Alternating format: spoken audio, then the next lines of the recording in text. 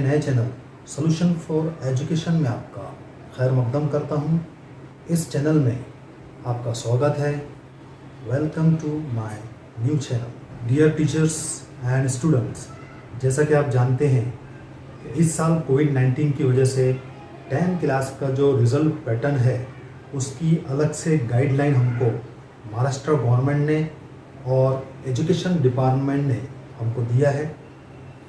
सबसे पहले हम इसमें इवैल्यूएशन एंड रिजल्ट पैटर्न 10वीं का जो इवैल्यूएशन एंड रिजल्ट पैटर्न है उसको हम समझने की कोशिश करेंगे, क्योंकि जब तक हम इस पैटर्न को नहीं समझेंगे तो हम सही तरीके से 10th क्लास का रिजल्ट नहीं बना पाएंगे। तो आइए सबसे पहले हम इस रिजल्ट पैटर्न को समझते हैं जो हमें महाराष्ट्र गवर्नमेंट की तरफ से मिला है। 9th क्लास से हमको 50 मार्क्स लेना है। 10th क्लास का जो साल भर का काम है उसमें से हमको 30 मार्क्स लेना है और इंटरनल मार्क्स जो हम हर साल लेते हैं उसके हमको स्टूडेंट को 20 मार्क्स लेना है। मैं आपको तफसील से हर पोर्शन को, हर पॉइंट को यहाँ पर समझा कर दूंगा। हम यहाँ जो रिजल्ट पैटर्न देख रहे हैं तो वो सिर्फ रेगुलर स्टूडेंट के लिए देख रहे हैं। प्राइवेट या रिपीटेड स्टूडेंट के लिए हम यहाँ पर इसको नहीं देखेंगे। रेगुलर स्टूडेंट का हमको यहाँ रिजल्ट देखना है और उसको समझने की कोशिश करना है। आइए सबसे पहले हम देखते हैं जो फॉर्मूला हमको दिया गया है रिजल्ट पैटर्न का और इवैल्यूएशन पैटर्न का। तो सबसे पहले हम देखते हैं 9th क्लास के मार्क्स को हमको किस तरह काउंट करना है। 9th क्लास में हमने जो रिजल्ट बनाए थे, 9th क्लास का आपने जो भी रिजल्ट यहाँ पर बनाए हैं वो रिजल्ट आपने हर सब्जेक्ट में मार्क्स आपने 100 में से स्टूडेंट को दिए हैं। वो 100 मार्क्स को हमको 50 मार्क्स में उसको कन्वर्ट करना पड़ेगा। 50 मार्क्स में उसको हमको कन्वर्ट करना है और वो 50 मार्क्स का रिकॉर्ड हमको रखना है। लेकिन एक चीज़ आप अच्छी तरह यहाँ पे समझ ले कि 9th क्लास का जो आपने लास्ट ईयर जो आपने 9th क्लास का रिजल्ट बनाए थे उसमें आप कुछ भी चेंज नहीं कर सकते। ना आप किसी स्टूडेंट के मार्क्स को बढ़ा सकते हैं और ना ही किसी स्टूडेंट के मार्क्स को आप कम कर सकते हैं। इस बात को आप अच्छी तरह समझ लें, क्योंकि 9th क्लास का रिजल्ट हमने सरल पोर्टल पर इसको हमने अपलोड कर चुके हैं, जिसकी वजह से हम इसको चेंज नहीं कर सकते हैं। ऑलरेडी 9th क्लास का जो रिज़ल्ट है उसका रिकॉर्ड गवर्नमेंट के पास मौजूद है। इसलिए जो रिज़ल्ट फार्मूला है उसमें 9th क्लास में से 50 मार्क्स लिए गए हैं ताकि 10वीं क्लास का जो रिज़ल्ट बने वो सही तरीके से बने। कहीं ऐसा ना हो जाए अगर ये 50 मार्क्स नहीं रखे जाते तो क्या होता था कि हर बच्चा 80 के ऊपर चले जाता था। लेकिन यहाँ पर 50 मार्क्स रखने की वजह से रिज़ल्ट जो है ये सही तरीके से बनेगा, इसलिए 50 मार्क्स रखे गए हैं। इस तरह 9th क्लास से 9वीं जमात से जो 100 मार्क्स है, 100 marks of each subject will be converted into 50 marks। Her subject के 100 मार्क्स को आपको 50 मार्क्स में कन्वर्ट करते जाना है। फॉर एग्जांपल, मिसाल के तौर पे देखते हैं कि उर्दू में एक स्टूडेंट को 80 मार्क्स थे 100 में से, तो इसका 50 मार्क्स में अगर हम कन्वर्ट करते हैं तो वो हो जाता है 40 मार्क्स। तो इस तरह हमको कन्वर्शन इसमें करना होगा। आइए अब हम रिजल्ट पैटर्न के सेकंड पार्ट पर हम गौर करते हैं। 30 मार्क्स का कन्वर्शन हमको किस तरह करना है। 30 मार्क्स हमको किस तरह लेना है 10th क्लास से। साल भर में आपने बच्चे से जो भी रिटर्न वर्क करवाए हैं, चाहे वो फर्स्ट टर्म हो, प्रीलिम एग्ज़ाम हो, टेस्ट हो या असाइनमेंट हो या अदर कोई भी आपका रिटर्न वर्क हो। कोविड-19 यहाँ पर चल रहा है, कोविड-19 पैंडेमिक है, यह हम अच्छी तरह समझते हैं। वबा फैली हुई है और बहुत सारे मसाइल यहाँ पर क्रिएट हुए, प्रॉब्लम क्रिएट हुए हैं। तो हमको बच्चों का फ़ायदा ध्यान में रखना है कि हम बच्चों का ज़्यादा से ज़्यादा कैसे फ़ायदा कर सकते हैं। बहुत सारे बच्चे ऐसे हैं, स्कूल्स ऐसे हैं जहाँ पर कोई एग्ज़ाम नहीं हुआ है, तो फिर वहाँ मार्क्स आप किस तरह देंगे। तो कोई ना कोई आपने असाइनमेंट वर्क उनको दिया होगा या कोई अदर रिटर्न वर्क उनको दिया गया होगा अदर देन द एग्जाम्स, तो आप उसको कंसिडर कर सकते हैं। वो मार्क्स को आपको 30 मार्क्स में कन्वर्ट करना। 30 मार्क्स में कन्वर्शन करना बहुत आसान है। सबसे पहले हम देख लेते हैं फर्स्ट टर्म और प्रीलिम एग्ज़ाम को हम यहाँ बेस बनाते हैं। मान लेते हैं किसी स्कूल ने फर्स्ट टर्म और प्रीलिम एग्ज़ाम अगर लिया है तो 80 मार्क्स आएंगे। अब 80 मार्क्स को आपको कन्वर्ट करना है कितने मार्क्स में? 30 मार्क्स।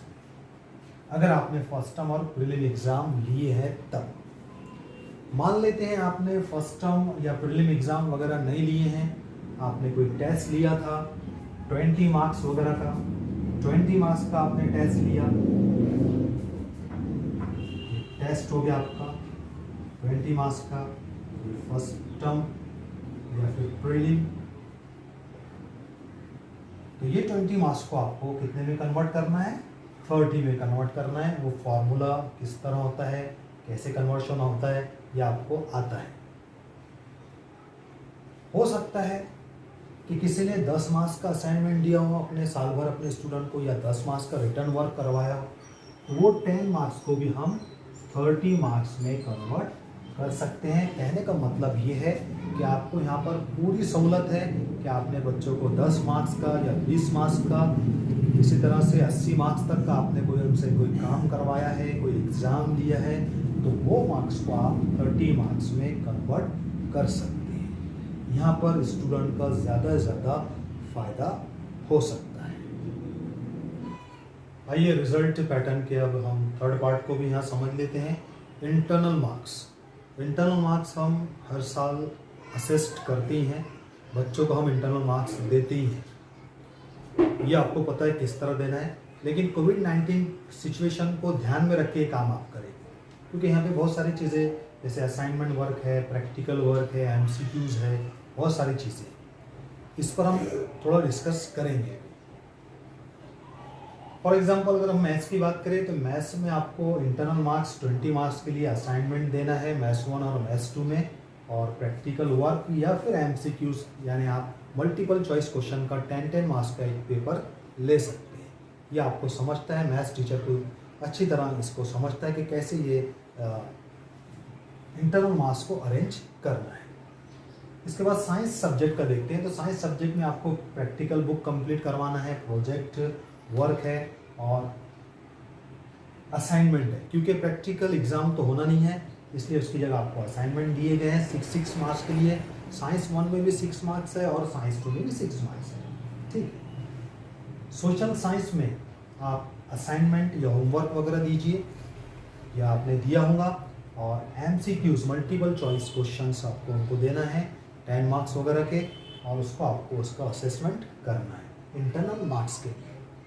लैंग्वेजेस में आप असाइनमेंट या ओरल वर्क आपने दिया होगा या कोई अदर आपने रिटर्न वर्क उनको दिया होगा, तो उसको ध्यान में रख के आपको उनको इंटरनल मार्क्स, उसको ध्यान में रख के आपको उनको इंटरनल मार्क्स उनको स्टूडेंट को देना है।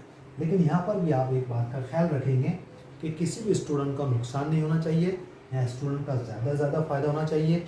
इसलिए आप स्टूडेंट को ज़्यादा से ज़्यादा आप रिटर्न वर्क या उनसे आप काम करवा के ले सकते हैं। यहाँ हम समझ लें जैसे ओरल एग्ज़ाम। अब ओरल एग्ज़ाम लेना आपके लिए मुमकिन है या नहीं है, कोविड-19 सिचुएशन को देखते हुए ये हमारे लिए फ़ायदे की चीज़ हो सकती है कि अगर आप ओरल एग्ज़ाम आपने नहीं लिए हैं तो आप कम से कम उनसे असाइनमेंट वर्क करवा सकते हैं, और उसके बेस पे भी आप उनको 20 मार्क्स दे सकते हैं। या आप कोई क्वेश्चन पेपर या जैसे मल्टीपल चॉइस क्वेश्चन टाइप का भी आप उनको दे, या आप उनको मल्टीपल चॉइस क्वेश्चन या कोई और एग्ज़ाम के ज़रिए से उनका असेसमेंट कर सकते हैं। ज़रूरी नहीं है कि ओरल बोला गया है तो ओरल ही लेना पड़ेगा, या MCQs बोला गया है तो MCQs लेना ही ज़रूरी है, क्योंकि ऐसे बहुत सारे स्टूडेंट हैं जो बहुत सारे मसाइल से घिरे हुए हैं। आज उनकी ये कंडीशन है कि वो शायद ही कोई असाइनमेंट भी लिख पाए, क्योंकि कई स्टूडेंट ऐसे जिनके वालिदैन का इंतकाल हो गया है, तो उन पर क्या बीत रही हम अंदाज़ लगा सकते हैं। तो हम जहाँ तक उनसे कोई का वर्क कुछ ना कुछ काम हो सकता है उनकी लेवल पर, वो काम ले और उसका असेसमेंट हम 20 मार्क्स में हम कर सकते हैं। आइए एक एग्जांपल के ज़रिए से हम इवैल्यूएशन एंड रिजल्ट पैटर्न को यहाँ समझते हैं कि इस साल हमको कैसे बच्चों के मार्क्स को इवैल्यूएट करना है। मान लेते हैं एक स्टूडेंट है 10 क्लास का जिसका नाम साद है। इस स्टूडेंट को सब्जेक्ट वाइज जैसे उर्दू है, Hindi, Marathi, English, math, science, social science के ऑप्शन में और भी अगर सब्जेक्ट है जैसे मैकेनिकल, टेक्नोलॉजी वगैरह होता है तो वो भी आप यहाँ कंसिडर कर सकते हैं। 9 क्लास की उसके मार्क्स हैं 100 में से। उर्दू में उसको 80 है, हिंदी मराठी में 78 है, इंग्लिश में 76 वगैरह है। ये मार्क्स आपके सामने है। ये 9 क्लास के मार्क्स को जो हमको पैटर्न हमको दिया गया है 50, जो पैटर्न हमको दिया गया है 50 प्लस 30 प्लस 20 का, ये पैटर्न के लिहाज से 9 क्लास के जो उसके फाइनल रिजल्ट के मार्क्स है उनको हम 50 में से कन्वर्ट करेंगे, 50 में कन्वर्ट करेंगे। आपको मालूम है 80 को आपको 50 में कन्वर्ट करना है तो 2 से आप डिवाइड कर देंगे, 2 से तकसीम कर देंगे, 2 से तकसीम करने पे 40 आएगा।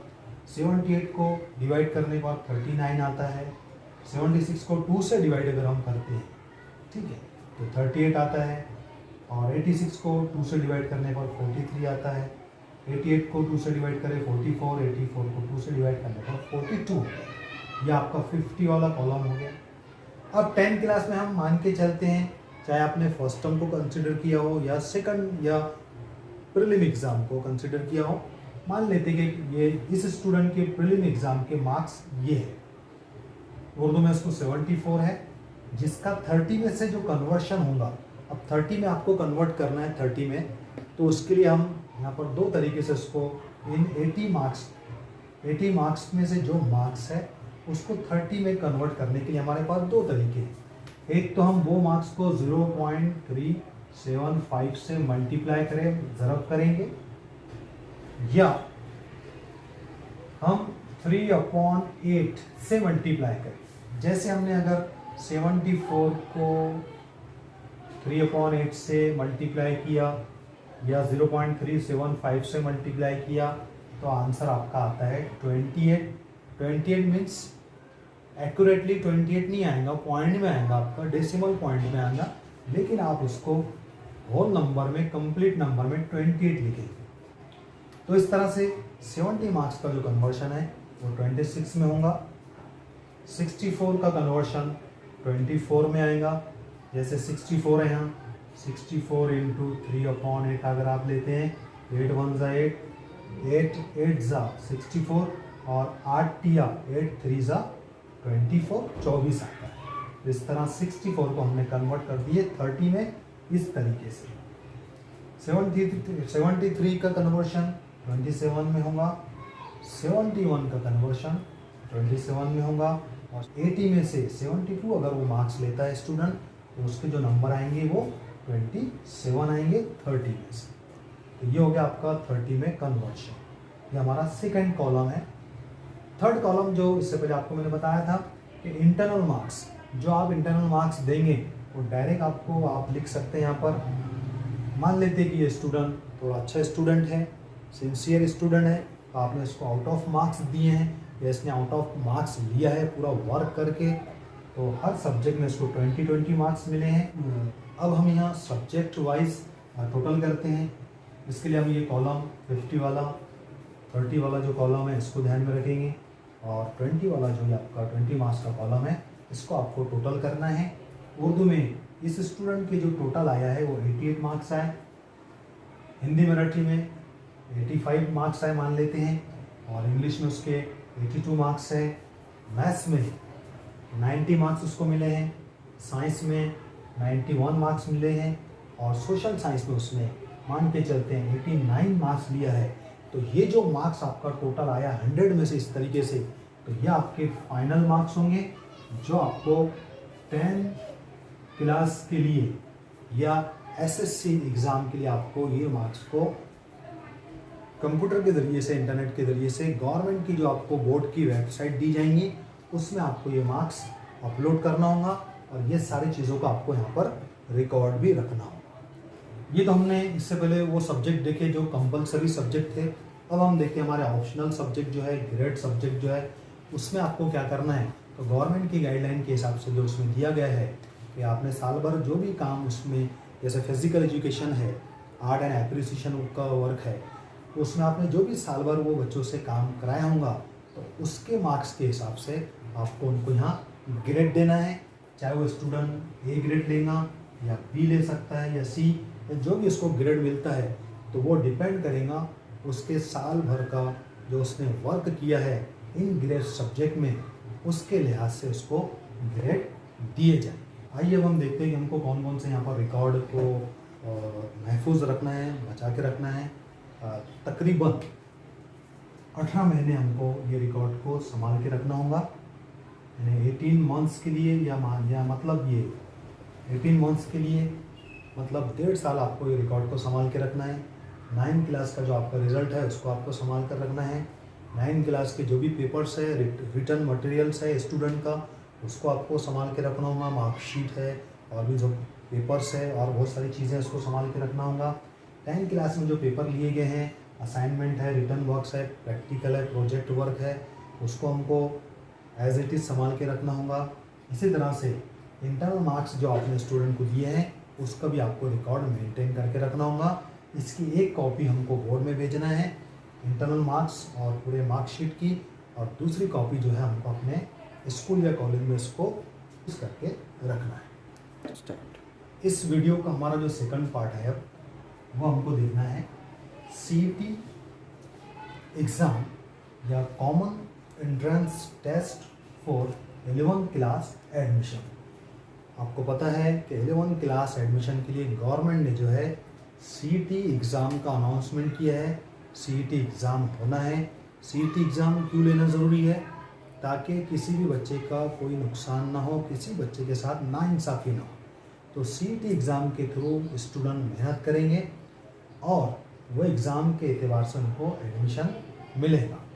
लेकिन एक क्वेश्चन यहाँ पर ये सवाल ये है कि सिर्फ CET देने वालों को ही 11th में एडमिशन मिलेगा? तो उसका आंसर ये है कि नहीं, वो स्टूडेंट जो CET देते हैं उनको भी 11th क्लास में एडमिशन दिया जाएगा, और जो स्टूडेंट CET एग्ज़ाम नहीं देते हैं तो उनको भी 11th क्लास में एडमिशन मिलेगा। लेकिन फ़र्क यहाँ इतना है कि जिन स्टूडेंट ने CET एग्ज़ाम दिया है उनको पहले प्रीफर किया जाएगा, उनको पहला मौका मिलेगा 11 में एडमिशन के लिए। जब CET देने वाले बच्चों के पूरे एडमिशन हो चुके होंगे तो उसके बाद वो बच्चों को एडमिशन मिलेगा जिन्होंने CET एग्ज़ाम नहीं दिया है। तो यहाँ स्टूडेंट को घबराने की ज़रूरत नहीं है CET के एतबार से। अगर आपने CET एग्ज़ाम नहीं भी दिए तो एडमिशन आपको कभी ना कभी मिलना है, इंशाल्लाह आपको एडमिशन मिलेगा। लेकिन हमारी राय, हमारा मशवरा और हमारे एडवाइस आपको ये है कि आप CET एग्ज़ाम ज़रूर दें। अपने तौर पे आप मेहनत करें, आप खुद सेल्फ स्टडी करके मेहनत करके CET एग्ज़ाम में अच्छे से अच्छे नंबरात हासिल कर सकते हैं। अल्लाह ताला से दुआ है कि अल्लाह ताला आपको बेहतरीन कामयाबी अता फरमाए।